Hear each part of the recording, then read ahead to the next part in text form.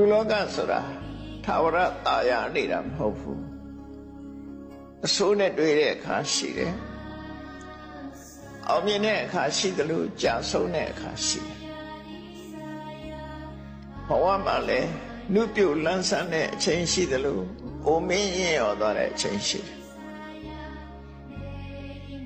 ဥစ္စာရဏကြွယ်ဝချမ်းသာတဲ့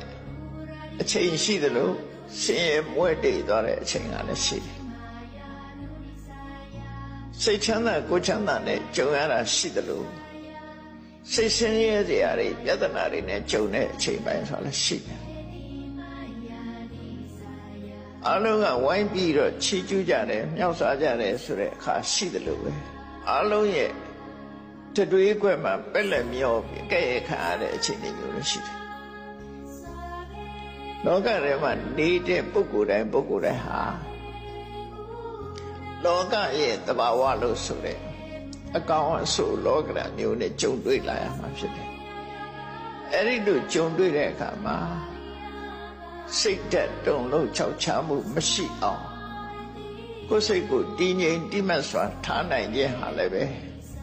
စတုထအနေနဲ့လောကအတွင်းနေတဲ့အခါမှာ